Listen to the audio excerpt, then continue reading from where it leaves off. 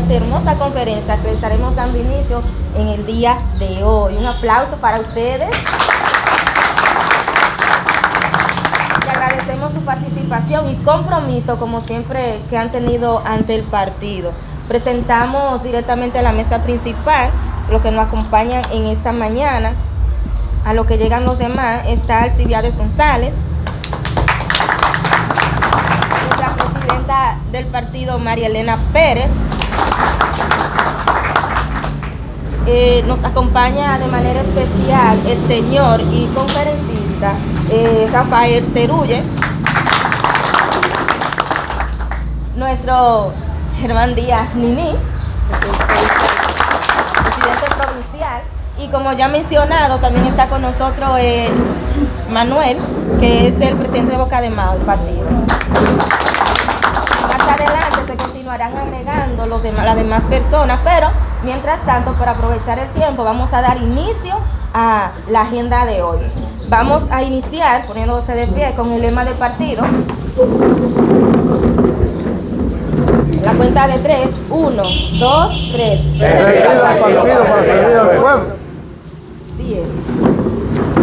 Vamos de inmediato a dar inicio, como siempre, todo proyecto, todo lo que pase en nuestra vida, hay que ponerlo en las manos de Dios. Así que vamos a iniciar con una oración en esta mañana, que estará a cargo de nuestro compañero Primor.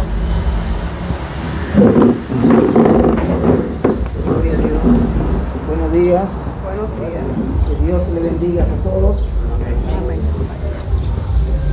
Yo sé que para iniciar una oración, qué mejor que nosotros leer la palabra de Dios.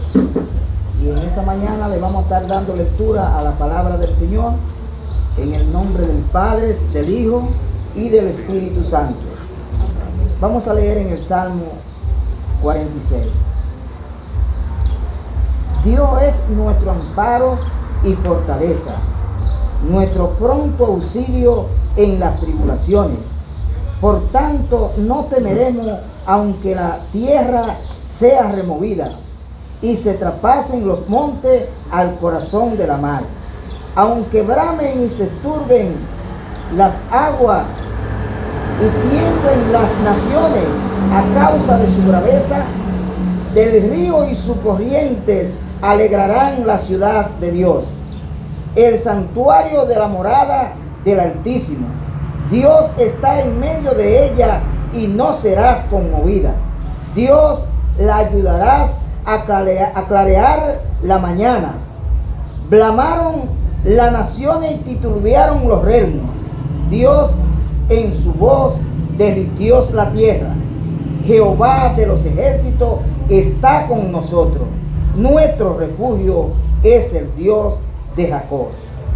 Venid y ves la obra de Jehová, que ha puesto asolamientos en la tierra, que hace cesar las guerras hasta los confines de la tierra, que quiebras los arcos, cortas la lanza, quemas los carros de fuego. Está quieto y conoce que yo soy Dios.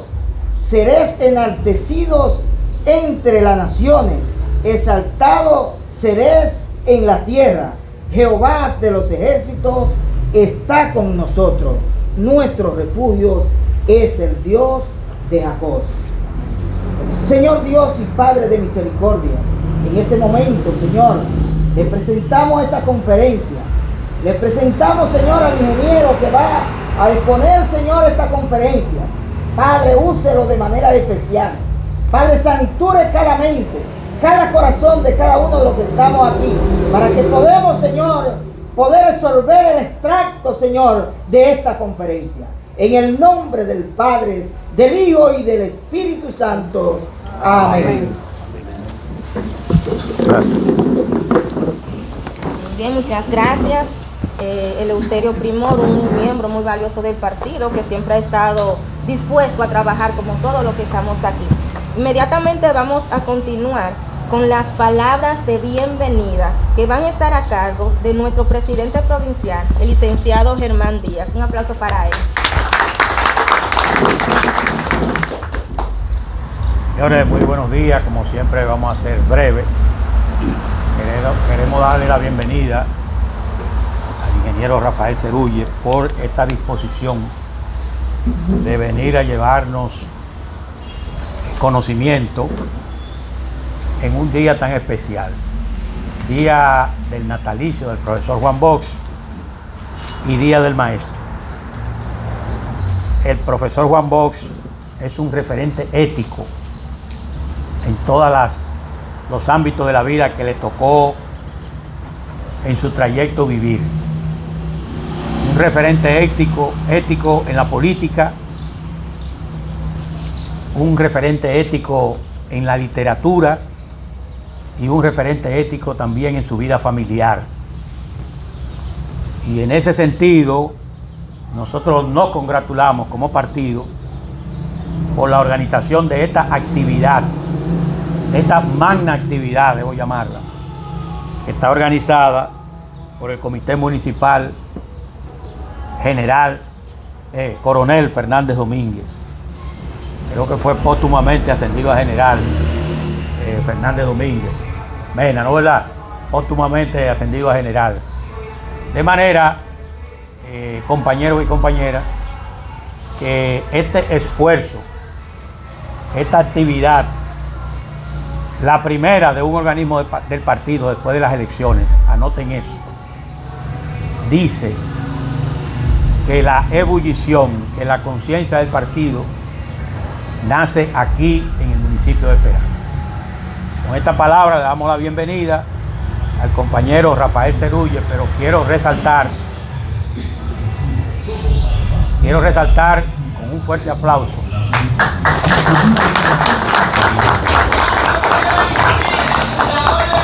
que además que hoy es el día del maestro, que hoy es el día del natalicio del profesor Juan Bosch, también hoy es el día del natalicio de la compañera María Elena Pérez, presidenta del Comité Municipal. Así que felicitaciones. Son dos bienvenidas. Muchas gracias. Muy bien, estamos en dos celebraciones. Creo que le damos las gracias a nuestro presidente provincial por esas hermosas palabras y creo que es importante resaltar uno de los tantos pensamientos que caracterizaron a nuestro fundador del partido, que nos dejó un legado tanto en el área partidaria como ente que fue formador de buenos ideales que nos han llevado hasta aquí donde estamos en este momento, pero también a nivel profesional como maestro, que es un legado. Y uno de sus pensamientos, que son uno de los que más me llama la atención, es el que dice: ningún hombre es superior a su pueblo. Y si nosotros lo analizamos desde el ámbito político como fundador, podemos entender que desde el principio nuestro fundador Juan Bosch tuvo bien claro de que nunca un ser humano o ente político que quiera servir a su pueblo se tiene que visualizar por encima de él, porque todo funcionario que está ejerciendo una función es porque el pueblo así lo quiso. Entonces, con estas palabras quiero presentar nueva vez a nuestro conferencista, el señor Rafael Cerulle, en esta mañana. Muchas gracias, compañero Germán, compañera María Elena. No, la cumpleañera María Elena. Les deseamos muchos éxitos por venir. El compañero Alcibiades. ¿Cómo? Alcibiades. Alcibiades. Un gran compañero de larga data, luchador, profesor, ¿verdad? Profesor, sí, señor. Y el compañero Manuel Cruz. Presidente distrital. Manuel Cruz fue uno de los fundadores de mi pueblo, de Fantino, de la Piña de Cotuí. Al morir, trabajó tanto que tenía más de 120 casas, pero tenía más de 20 hijos. Por eso fue el fundador de la Piña de Cotuí, Manuel Cruz. Bueno, los compañeros, compañeras de aquí de Esperanza, entendiendo la posibilidad de que hicieran una conferencia sobre la vida del compañero Juan Bosch. Quizás no apuntaron bien, porque yo no soy conferencista. Yo sí hago reflexiones desde un espacio que cada uno de ustedes puede tenerlo en las redes, en YouTube, en Facebook, y que sería bueno que se motiven, porque yo siempre le doy seguimiento al compañero Germán, un gran especialista en asuntos de leyes, fue fiscalizador de justicia, honorable, un fiscalizador intachable, creíble y comprometido con el desarrollo de nuestro pueblo. Yo le pido un aplauso al compañero Germán.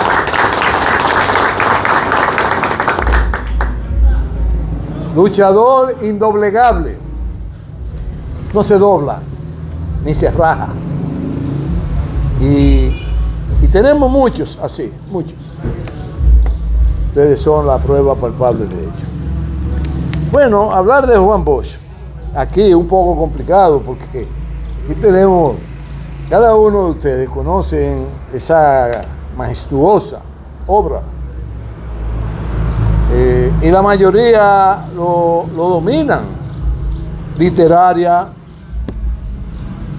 En la literatura, además, en varias corrientes de ella, como el cuento, la novela, todo lo que tiene que ver con el arte de expresar la realidad que se vive y convertirla a letras tangibles de lo que es. Eso, ahí fue un maestro de Juan Bosch. Ahora, Juan Bosch no cae del cielo, no aparece de repente, no es extraterrestre, no. Por eso yo traje aquí una de las biografías más objetivas de Juan Bosch, porque quisiera, no siendo conferencista, por lo menos dejar en ustedes la posibilidad de entender el desarrollo histórico de Juan Bosch. Desde niño, y el desarrollo dialéctico de Juan Bosch en su pensamiento y accionar para dejar tanto legado de por dónde transitar el camino de la verdad. Bueno, siempre he dicho, cosa misteriosa en la vida, la mayoría quizás de nosotros no cree en la reencarnación, porque eso riñe con el cristianismo. El cristianismo cree en Cristo, el crucificado, y el que resucitó. Pero si creyéramos en la reencarnación, para que ustedes tengan una idea magna de Juan Bosch, reencarnó en el presidente de México. Reencarnó en el presidente de México, que para septiembre ya deja su investidura y le va a entregar la antorcha como presidenta a una mujer que sus ideales son templados, como ustedes saben, el acero se logra con fuego. Así ha logrado templarse con el fuego de la lucha social, con el fuego de las luchas reivindicativas de la presidenta electa de México el día pasado. Si quieren saber la conducta de Juan Bosch, si quieren saber la grandeza de Juan Bosch, pero por mucho denle una revisadita al comportamiento del presidente de México y se darán cuenta lo grande que fue Juan Bosch y por qué fue grande. Se darán cuenta. Porque, sin mentira, el presidente de México hoy día es el más grande de los grandes presidentes que ha habido grande en el mundo. El de México. El de nuestra América. Y para radiografiar la historia de Juan Bosch, claro está, hay que partir de la biografía. Y leyendo algunos párrafos, establece fue un escritor social, radiografió la sociedad, la realidad en que se vivía, luchador por la liberación del pueblo. Nació en la ciudad de La Vega el 30 de junio de 1909, hijo de don José Bosch y doña Ángela Gaviño. El padre español nacido en Tortosa, Cataluña, y la madre nacida en Juana Díaz, Puerto Rico. Se habían establecido en el país a finales del siglo XIX, es decir, rayándolo en 1900. Por lo que habrán llegado aquí en 1890 y algo, 95. Bosch vivió sus primeros años de infancia en La Vega y visitaba también las comunidades de Río Verde, El Pino. Cursó estudios solo hasta el tercer nivel del bachillerato. A partir de ahí se hizo autodidacta, es decir, que se fajó a estudiar todo lo que encontró importante en la vida que había que estudiar, lo hizo solo. Lo hizo solo y vamos a explicar por qué. En su juventud visitó a Santo Domingo y trabajó en establecimientos comerciales. Más tarde viajó a España, Venezuela y algunas de las islas del Caribe. Viajó. A su retorno a la República Dominicana al comienzo de los años 30 publicó su primer libro de cuentos, Camino Real, el ensayo Indios y la novela La Mañosa, aclamada por la crítica nacional. Dirigió desde sus inicios página literaria del periódico Listín Diario. Fue productor de ideas, fue, ¿cómo se llaman los que escriben? Articulista. Fue articulista, fue un acre crítico de todos los acontecimientos que sucedían en el país.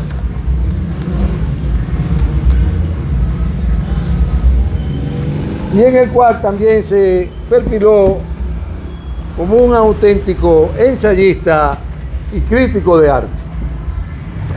¿Y de dónde nace, para ir por parte, todo esto de Juan Bosch? Bueno, una familia de inmigrantes. Su papá era un artista carpintero, era muy solicitado por los que requerían remodelaciones, construcción de casa. En La Vega era una ciudad progresista, ya para la primera década del siglo XX, ya La Vega era una ciudad donde tenía mucha importancia la cultura, el deporte, la ciencia, porque una clase social se había desarrollado con fuerza, la terrateniente, y con los terratenientes surgen los sembradíos de diferentes productos, en los cuales aquí históricamente siempre se procesaron, como el arroz. Tan pronto se instauró en el país la producción de arroz, que no fue fácil empezar a producir arroz. Los españoles querían, los colonizadores, que al poco tiempo de ellos estar aquí, que esa producción de arroz se hiciera realidad, porque salía muy caro traer el arroz desde China, era de donde lo traían los españoles, que lo compraban en la ruta de la seda que China puso en marcha para difundir todos los conocimientos y todos los productos que ellos producían entonces. Que recuerden que para el siglo XII China fue la primera potencia del mundo, para el siglo XII. Y eso perduró por mucho tiempo con los intercambios comerciales que muchas de las potencias emergentes de entonces se hicieron muy grandes como potencia por la riqueza que habían adquirido en los intercambios comerciales con China, que compraban baratísimo y vendían carísimo. Eso le dio a ellos ese rango. Y La Vega pues ya tenía pequeño molino de arroz, pequeño molino de pulpar maíz. Sí, era una actividad industrial ligada a la agricultura. Por lo tanto, ya teníamos un desarrollo en La Vega agroindustrial. Pero así, grandes diferencias sociales que genera el mismo desarrollo del sistema capitalista. Es decir, para el sistema capitalista desarrollarse, al mismo tiempo genera una serie de condiciones sociales adversas y que luego le puedan servir como materia prima, pero como ya la materia prima del trabajo, del trabajador. A más pobreza, mayor cantidad de trabajadores se logran para involucrarse en la producción que está en manos de los que dominan el dinero. Y en La Vega, pues, ya se había alcanzado ese nivel. Vamos a darle un aplauso a la compañera Pozo, que está con nosotros, la doctora, su hija y su acompañante de siempre. Y permítanme darle un beso aquí a la compañera.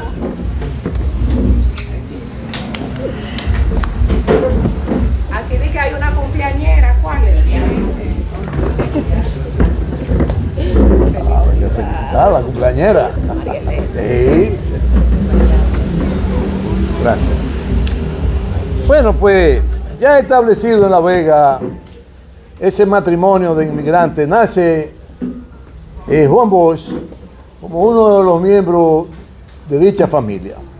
De niño, ya habiendo pasado por el desarrollo normal de la gestación en La Vega, habiendo ya olfateado el clima de ese lugar donde él nació, fue creciendo, muy saludable, un niño muy inquieto, un niño muy creativo. Siempre se habla de las grandes figuras, de los grandes hechos, pero obviamos un tanto cómo se desarrollan. Efectivamente, dentro de los avatares que empezó a recibir la familia, porque la situación económica del país era muy difícil, emigraron a Haití y allá no pudieron establecerse tal cual ellos pensaban, los padres, y la posibilidad de desarrollar su familia, y vuelven y emigran a la República Dominicana porque entendían había más condiciones favorables para él desarrollar su familia. Bueno, ya van ustedes dándose cuenta que Juan Bosch va moldeando su forma de ver el mundo, lo va moldeando, porque es un proceso, todo es un proceso en la vida. Lo importante de los procesos cuando van de lo menor a lo más alto, a lo mayor, y muchas veces hasta lo imposible de alcanzar, pero se logra. Pues Juan Bosch, ya 8 años, 9 años, reunía a todos sus amiguitos, porque él desarrolló la habilidad de la seña con la vela y proyectarla en una pared, como un conejito, como un sapito, como unos enamorados. Él desarrolló esa habilidad e hizo un cine en el patio de su casa con la velita y con la habilidad que él ya dominaba de ese arte. Ese es un arte. Era prácticamente un titiritero, claro, pero de muñecos, no de realidades, como sucede ahora, que hay muchos títeres que tienen el negocio de titiretear y deformar la realidad, hablándole mentira a la población. Bueno, pues Juan Bosch ahí cobraba un centavo para la entrada de sus amigos. Bueno, entre los amigos que iban a ese cine de Juan Bosch, estaba una señora descendiente de árabe que se casó con un árabe que llegó del Líbano y se radicó en la Piña de Cotuí, en Fantino, de donde yo soy. Como tal cual lo expresa Juan Bosch en la mayoría de sus libros, de cualquier índole, tenía una sensibilidad humana que lo privilegiaba como un hombre humanista. Y siempre iba a la Piña a visitar a esa amiga. Y así lo hacía él con todos sus amigos. Siempre fue muy leal con sus amigos, siempre lo visitó.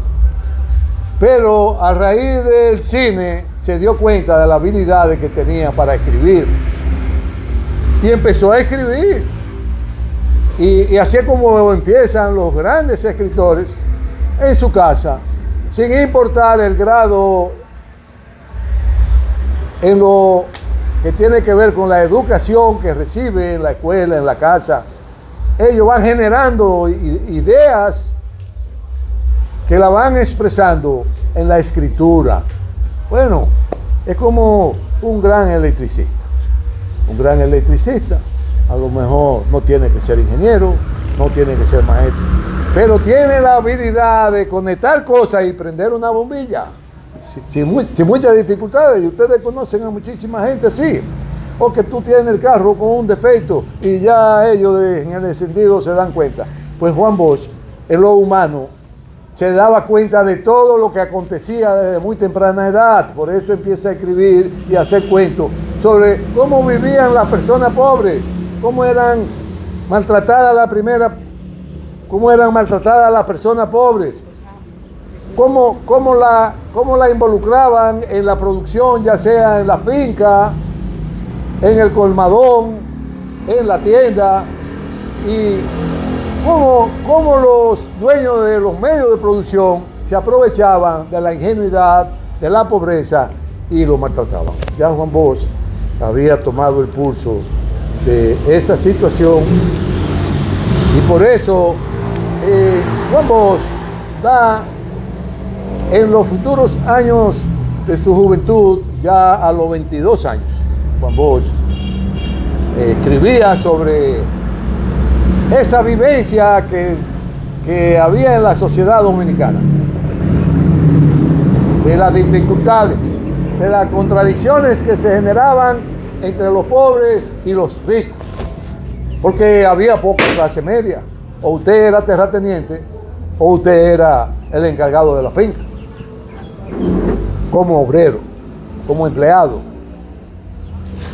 como campesino. Usted atendía la finca, usted no tenía grandes condiciones económicas que recibía del dueño de la finca, porque había 100 detrás de usted esperando que lo quitaran para que lo pusieran de encargado. Sí, por eso ellos se dieron cuenta de la importancia de generar la pobreza, que tan mucho se genera la pobreza, cantidades enormes de mano de obra barata aparece por doquier. Es un principio fundamental, práctico, sencillo. Bueno, Juan Bosch da el salto, empieza a investigar, porque tuvo una grandeza enorme en eso, investigaba, era autodidacta. Nadie le decía lo que tenía que hacer. Él hacía su agenda de investigación. Bueno, voy a investigar por qué las vacas se mueren al parir sin una asistencia adecuada. Un ejemplo. Bueno, pues de ahí salía la conclusión de que para un buen parto de una vaca era bueno que la atendiera un buen veterinario, y el parto estaba asegurado que iba a ser un éxito. Estas son conclusiones normales. Bueno, él investigó todas las contradicciones que se generaban y empezó a escribir artículos sobre esas contradicciones que se estaban generando en la sociedad dominicana. En eso aparece entonces la dictadura de Trujillo. Ya Juan Bosch, al poco tiempo de estar gobernando Trujillo, se da cuenta de la desgracia en que había caído nuestro país al ser gobernada por un hombre del escaso desarrollo intelectual y político que se estaba vislumbrando para dirigir este país. Cuando ya Juan Bosch empieza a escribir artículos que riñen con los intereses del dictador, cae preso. Dura 3 o 4 meses preso.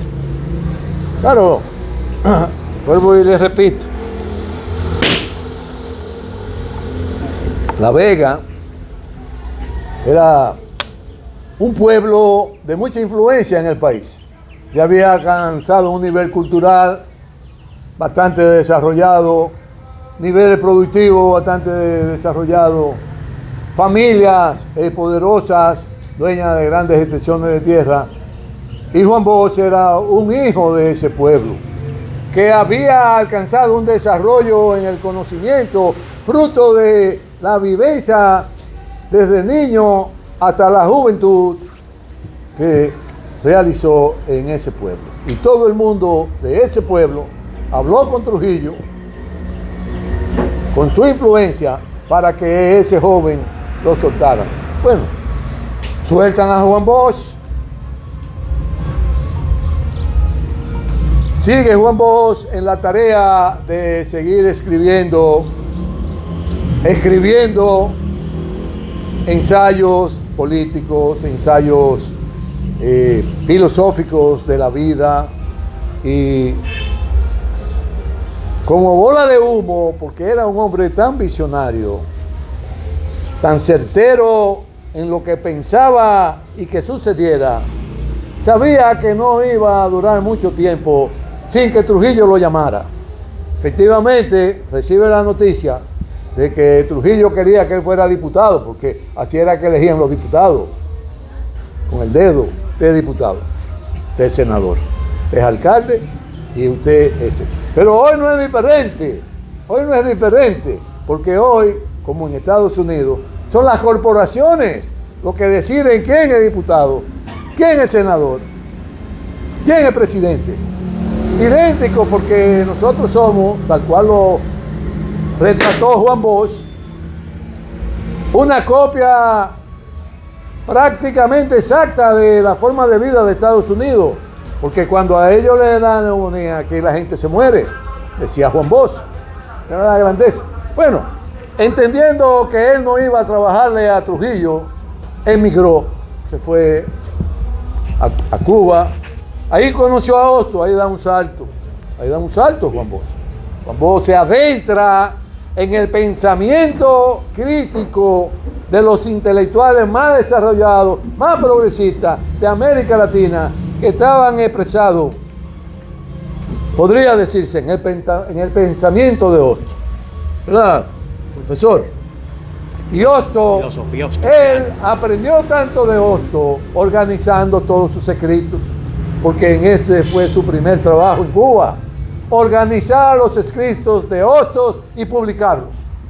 Y lo logró en tiempos récord. Juan Bosch era muy estricto con él, era muy estricto con lo que se proponía.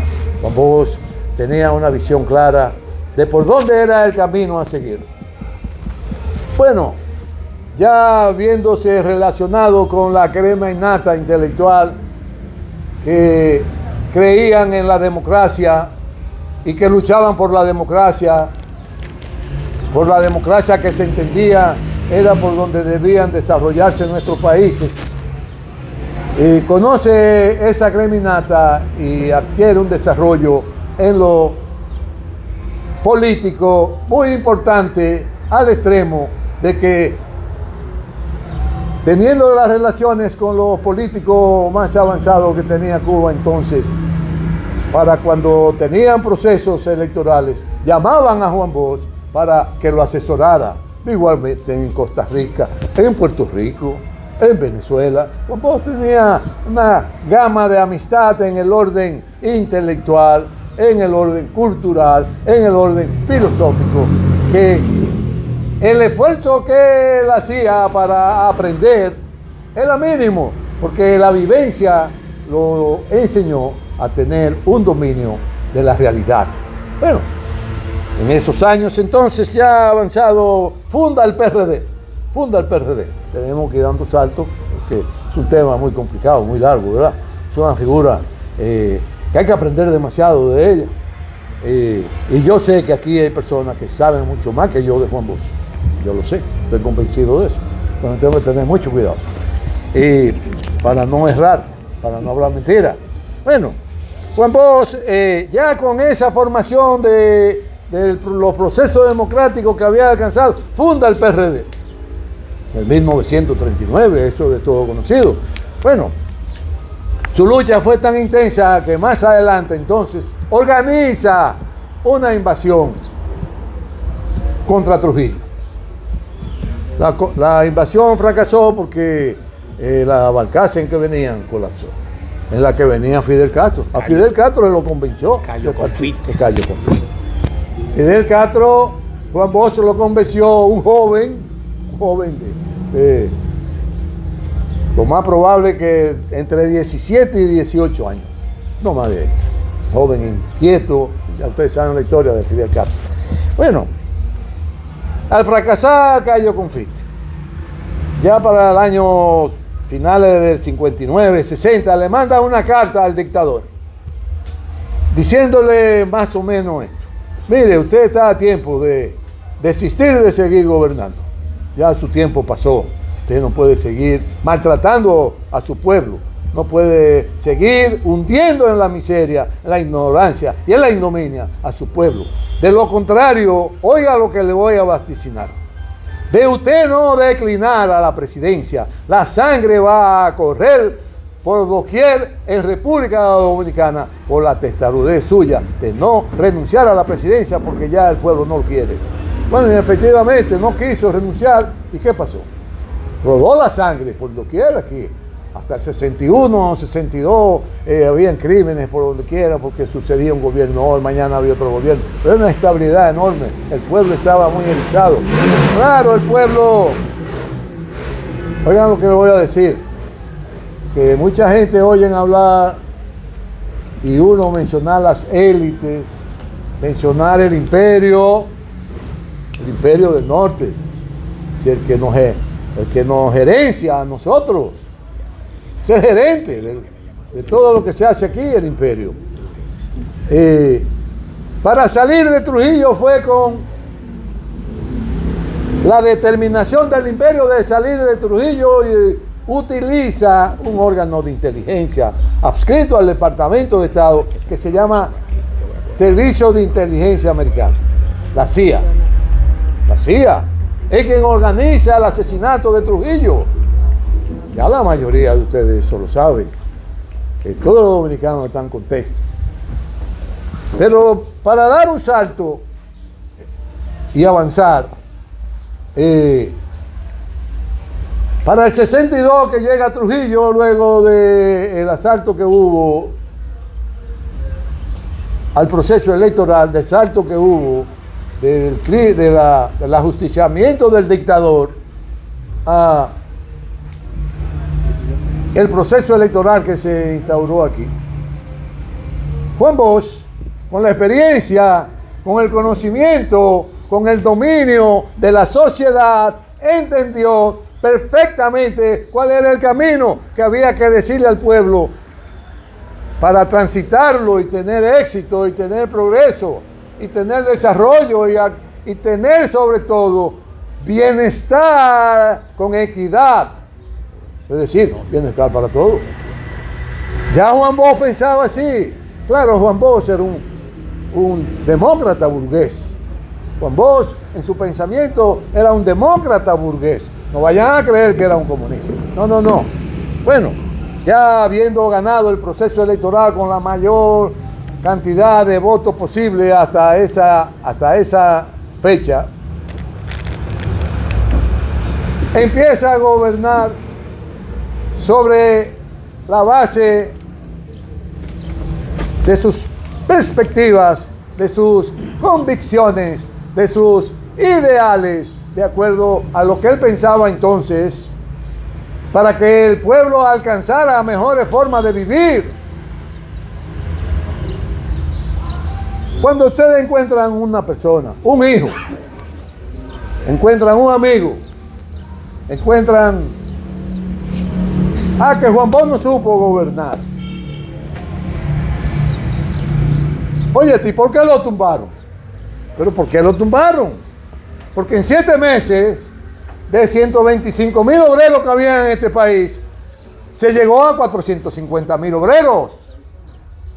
En 7 meses se comenzó la presa de Tavera. En 7 meses se comenzaron un número de carreteras. El acueducto de Valdesia también. Valdesia, la electricidad por donde quiera. Contrató con los ingleses en el viaje que dio a Europa en el periodo de transición, que fue buscando asesoramiento y buscando financiamiento con las grandes potencias del mundo. No solo con Estados Unidos, ¿no? Fue a Inglaterra. Y ahí con ellos contrató la construcción del acueducto de Santo Domingo, de entonces. Bueno, pero en la asistencia social una muchacha ganaba 3 pesos en la casa que trabajaban en nuestras casas. 3 pesos ganaban. A los pocos días de ser presidente que estaban ganando 8 pesos. A los 2 meses 125 pesos. Y a su salida del gobierno ya todos los planes indicaban que eso era parte del ayer, los bajos salarios. Ya habíamos alcanzado una estabilidad económica extraordinaria, casi no vista en cualquiera de los países de nuestro país. Los países vecinos, con respecto al avance que habíamos alcanzado nosotros en los 7 meses de Juan Bosch. Entonces, ¿cómo es que no supo gobernar? No. Cuando Allende empezó una campaña diabólica por el imperio, descompusieron todo. Todos los alimentos los escondieron en Chile. Toda la producción la pararon en Chile. Todos los financiamientos se los quitaron a Allende en Chile. ¿Quién? El imperio. Hasta que logró la CIA reclutar al general más criminal que tenían. Y con esa campaña diabólica tumban a Allende y lo asesinan. Aquí el plan era asesinar a Juan Bosch, porque Juan Bosch había comenzado un proceso democrático burgués nunca visto en la historia, en ninguno de los países bajo el dominio, la influencia y la gerencia del imperio occidental que encabeza Estados Unidos. Empezó a nacionalizar, le pagó la deuda externa, no le debía un chello a nadie el país. Se estabilizó la moneda como nunca. El bienestar ya campeaba con las villas de liberación, ya así se llamó, la villa en Villa Altagracia, la villa de la liberación, que era la casa que se le asignaban a los campesinos, que se le asignó tierra para producir productos diferentes a la caña. Y además de la tierra que se le entregó, se le entregaba a su casa, la villa de la liberación. Bueno, ya para ese tiempo Juan Bosch percibía lo que iba a suceder, el golpe de Estado. Por suerte para el país, no lo matan. Que la suerte es un rango importante en el desarrollo político de cualquier persona. Usted puede tener un traspié hoy, pero está vivo, está activo. Usted puede complicársele algo, bueno, pero sucedió un acontecimiento y usted pudo escabullirse. Usted no pudo ganar ayer ni hoy, pero mañana usted va a ganar, porque la suerte lo va a acompañar. ¿Verdad, doctora? Así es. La circunstancia muchas veces no te acompaña con la suerte. La suerte no te acompaña por circunstancias que se dan. Bueno, para seguir dando salto y haciendo un pinino con radiografiar el pensamiento de Juan Bosch, en todo ese proceso de exilio que tuvo, fue madurando su pensamiento, fue madurando la forma de ver al mundo, fue madurando la forma de conducirse para penetrar aún más en la población. Fue madurando los métodos de él trabajar a las personas que consideraba eran muy importantes para un proyecto político e involucrarlo para ayudar al país a salir del atraso. Y se volvió un maestro, estando en París. Cosa de la vida. Cuando Juan Bosch estaba muy ligado a mi pueblecito, donde yo nací, con doña Chilina, que era compañera de infancia de la que iban al cine de Juan Bosch, a ver los muñequitos que él presentaba. Y él iba y visitaba a doña Chilina. Le cogió un amor inmenso al marido, de respeto, ¿verdad? Que era un árabe libanés, que se hizo muy rico en la piña. Y de ahí nació la mayoría de hermanos de mi familia. Nacimos 7, más 2, más 3 de padre. Nacimos 10 en la piña de Cotuí. Y estando vos en París, conoce muy de cerca a un hermano que vivía allá, y Julián, mi hermano, que también estaba en París, y compartían con Juan Bosch. Mi hermano José, un estudioso incansable de la realidad y el desarrollo de este pueblo, encarriló su pensamiento por la vía de los grandes pensadores y los grandes hombres que lograron hacer transformaciones importantes en su país. Pensadores como Marx, como Engels, como un paquete de filósofos de entonces que le dio mucho progreso al análisis de las sociedades para saber las razones por las que sucedían los acontecimientos. Y ahí Juan Bosch amplía aún más la visión, discutiendo con esos dos jóvenes. Se reunían a cenar, discutían, se hacían de todo. Y Juan Bosch lo quería como hijos, que eran hijos de Juan Bosch, como todos nosotros. Somos hijos de Juan Bosch y nos sentimos orgullosos de seguirlo siendo hasta el día de nuestra muerte. Eso tenemos que transferírselo a nuestros hijos, que ese es su abuelo. Y nuestros hijos transferirle a lo de ellos, que ese es el bisabuelo de sus hijos. Bueno, ahí empieza entonces y se va a Benidorm y escribe una serie de tratados, entre ellos es uno de los tratados más importantes en el orden filosófico, político, que fue la dictadura con respaldo popular.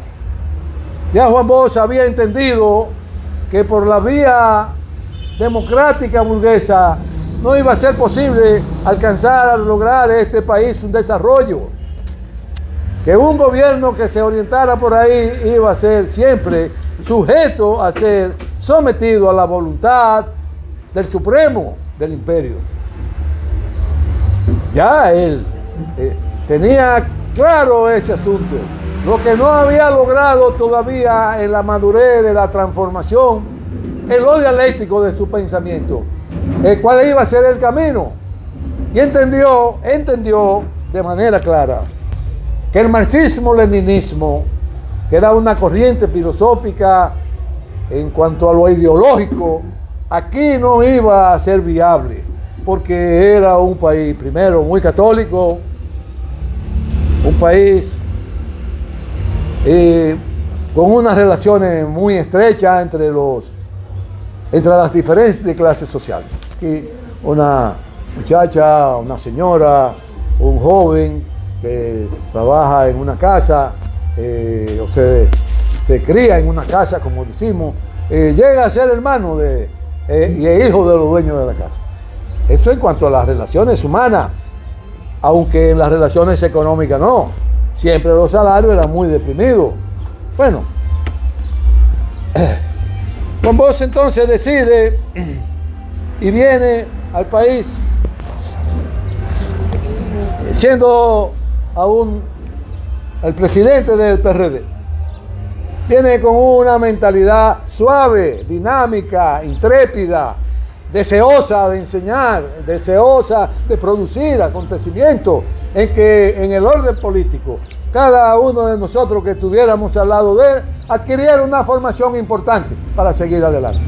Bueno, ya lo regresó en el 60 y después de la revolución en el 66 ahí entre 65 y 66, porque en el 66 fueron las elecciones y él participó en esas elecciones, a sabiendas de lo que iba a suceder, lo que hay que averiguar, ¿por qué participó? ¿Por qué participó? Bueno,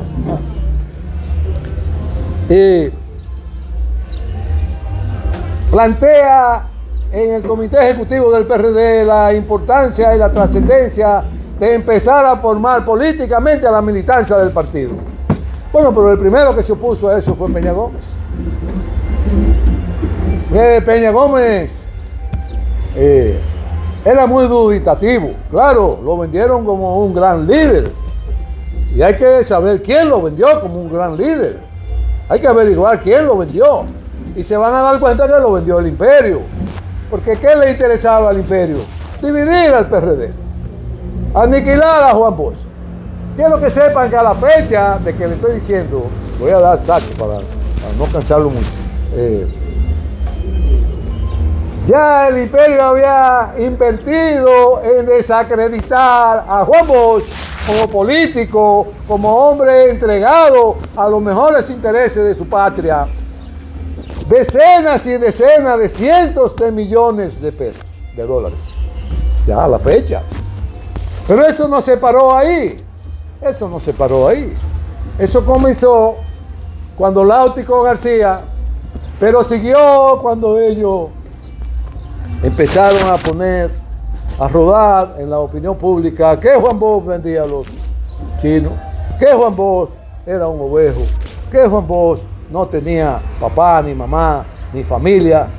Y en siendo cosa diabólica que pueda decirse de un ser humano, de catalogarlo hasta de un hombre muy peligroso, porque había perdido la razón.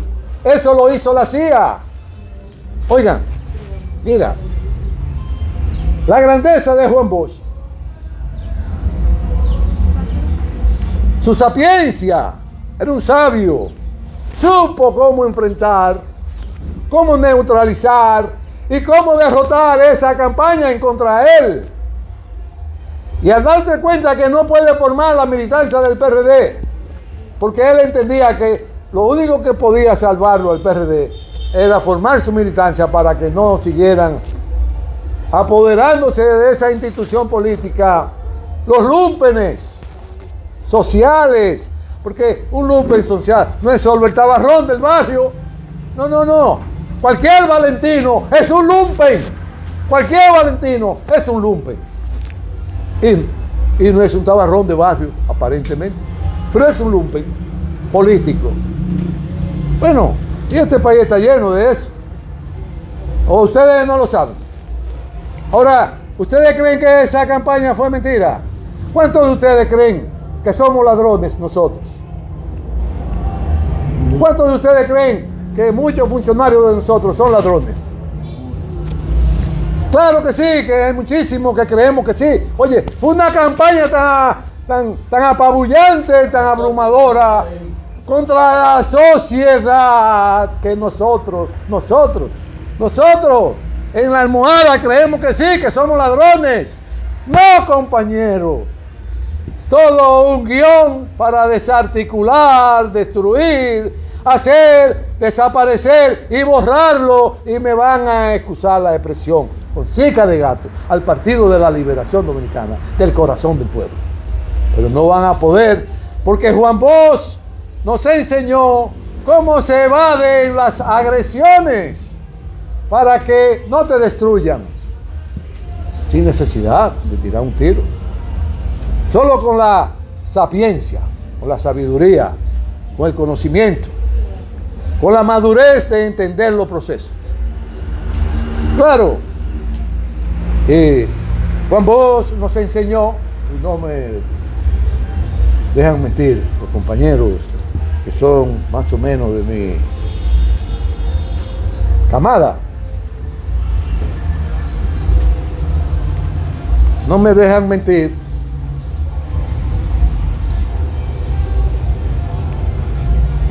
que tuvimos una formación regia que fue fruto de la determinación de Juan Bosch de formar un partido como este,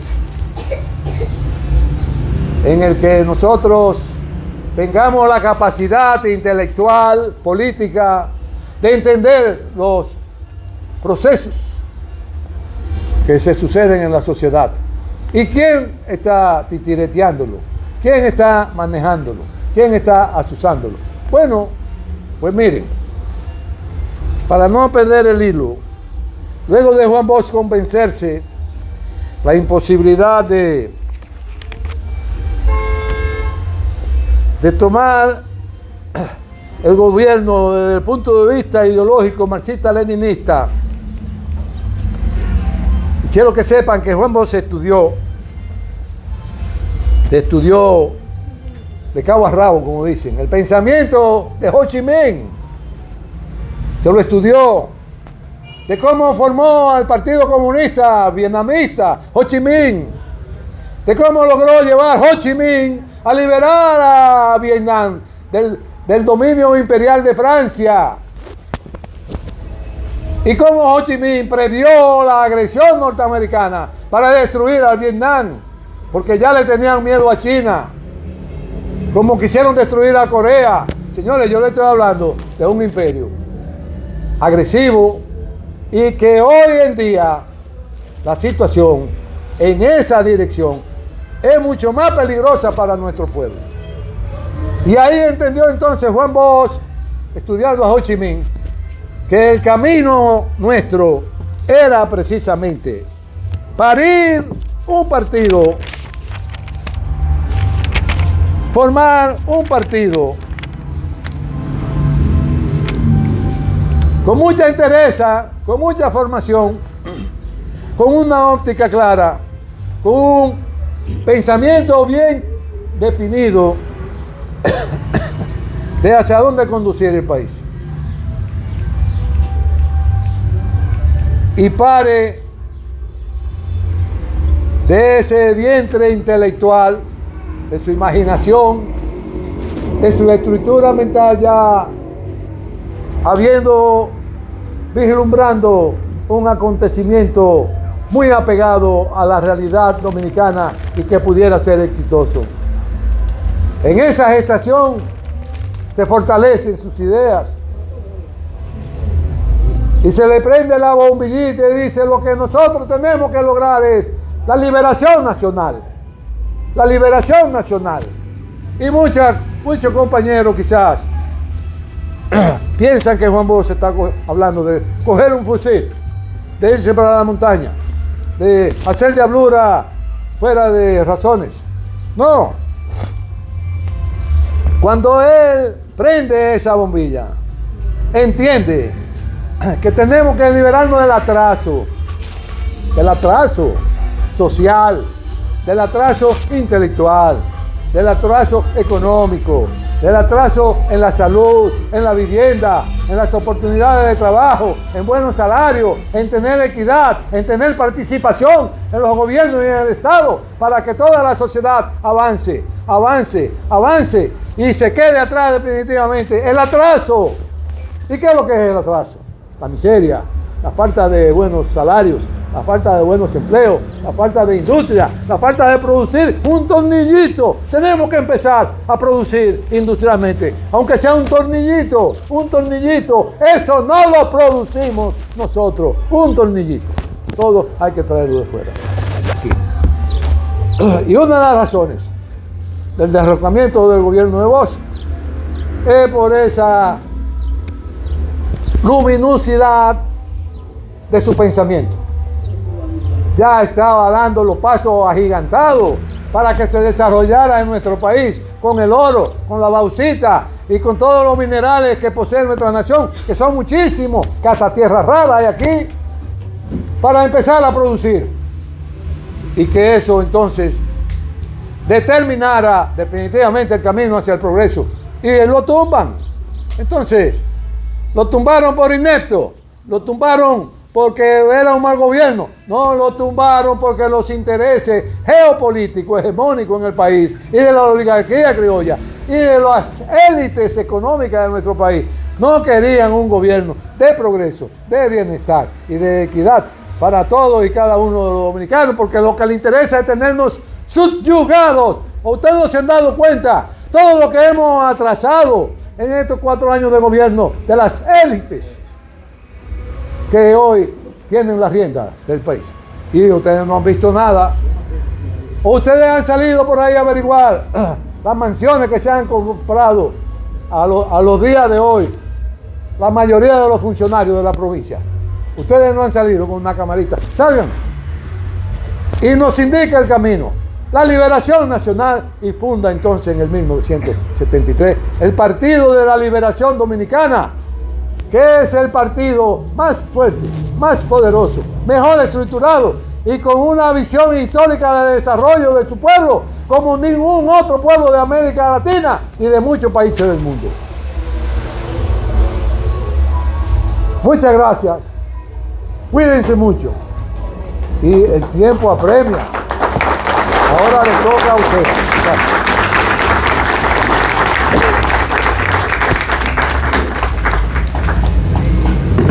¿Podemos hacer un momento de preguntas? Bueno, ustedes quieran.